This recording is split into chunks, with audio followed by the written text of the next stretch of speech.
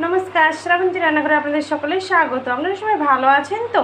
আজকে হচ্ছে আমি দুধ ডিম বানাবো, মানে দুধ দিয়ে ডিমের রান্না করব, একটু আলাদা ধরনের। দেখুন খেতে যে এত ভালো হয়, আপনারা আঙুল চেটে চেটে খাবেন। দেখুন কীভাবে বানাচ্ছি। একটু আদা বাটা, একটু রসুন বাটা, একটা পেঁয়াজ কুচি, কাঁচা লঙ্কা চেরা দুটো, একটু এই যে দুধ নিয়ে নিয়েছি, আর একটু লঙ্কা গুঁড়ো, একটু হলুদ গুঁড়ো, আর ডিমটাকে আমি কেটে কেটে নিয়েছি সিদ্ধ করে, এই পাশ ওই পাশ গোটা চারদিকে কেটে নিয়েছি। এমনি আপনারা ডিমটা যখন ভাজবে একটু কেটে ভাজবেন ফুটো করে, নাহলে ফেটে যাবে।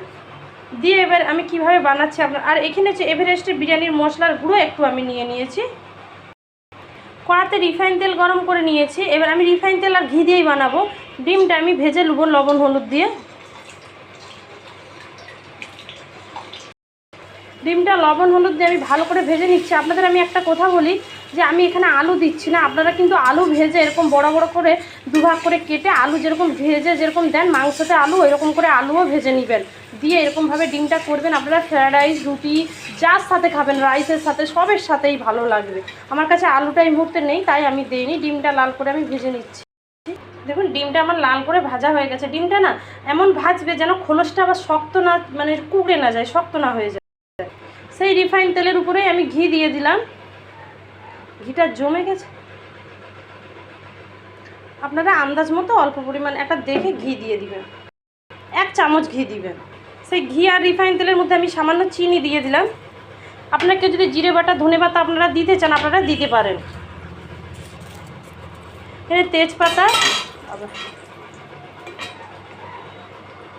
গোটা জিরে আর শুকনো লঙ্কা দিলাম। এখানে গোটা গরম মশলা আপনারা দিবেন, এলাচ, একটু দারুচিনি, একটু লবঙ্গও দিবেন।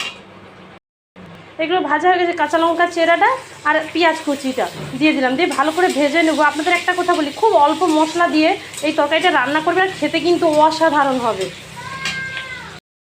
পেঁয়াজটা ভালো করে ভাজা হয়ে গেছে। রসুন বাটাটা দিয়ে দিলাম। এবার রসুন বাটাটা দিয়ে ভালো করে ভেজে নেব। এবার আদা বাটাটাও দিয়ে দিলাম, দিয়ে ভালো করে কষবে। আপনারা কেউ জিরে বাটা, ধনে বাটা দিতে চাইলে আপনারা এখানে দিতে পারেন, এরকম সিম্পলও করবেন, ভালো লাগবে। এটা আমার ভাজা হয়ে গেছে। সেই হলুদ আর লঙ্কা গুঁড়িটা একসাথে আমি জলে গুলিয়ে নিয়েছিলাম, একটু সামান্য লঙ্কা গুঁড়ি দিয়েছি, দিয়ে এটা আমি ভালো করে কষিয়ে নেব।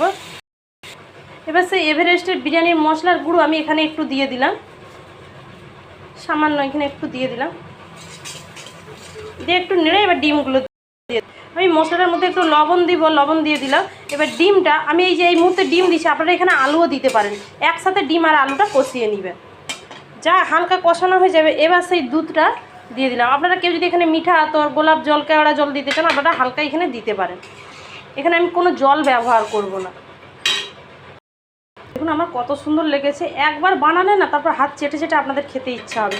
লাস্টে একটু আমি আর একটু এভারেস্টের মশলা দিয়ে নামিয়ে নেব। দেখুন এটা আমার খুব সুন্দর হয়েছে। এটা আপনারা যা দেখাবেন, রাইস, রুটি, পরোটা, সেটা দিয়েই ভালো লাগবে। একটু এভারেস্টের মশলা লাস্টে দিয়ে এবার এটাকে আমি নামিয়ে নিই। একবার আপনারা বানিয়ে দেখবেন, খেতে যে কী সুন্দর লাগবে। এইরকমভাবে আপনারা ডিমের বিরিয়ানিও করতে পারেন। জানেন সবসময় তো একরকম ডিম ভালো লাগে না, এইরকম আপনারা একবার বানিয়ে খাবেন। একটা জিনিস দিয়ে সব আপনারা রুটি, পরোটা, লুচি, তারপরে হচ্ছে তোমার ওই যে বিরিয়ানির, মানে ডিমের বিরিয়ানি যারা পছন্দ করে, এইভাবে বানিয়ে একটা জিনিস দিয়েই করে খাওয়া যাবে। আর আমার যদি এরকম রেসিপি আপনাদের ভালো লেগে থাকে, শ্রাবন্তী রান্নাঘরে লাইক, শেয়ার, কমেন্ট করবে, ফলো করবেন। আপনারা ভালো থাকবেন, সুস্থ থাকবেন। নমস্কার।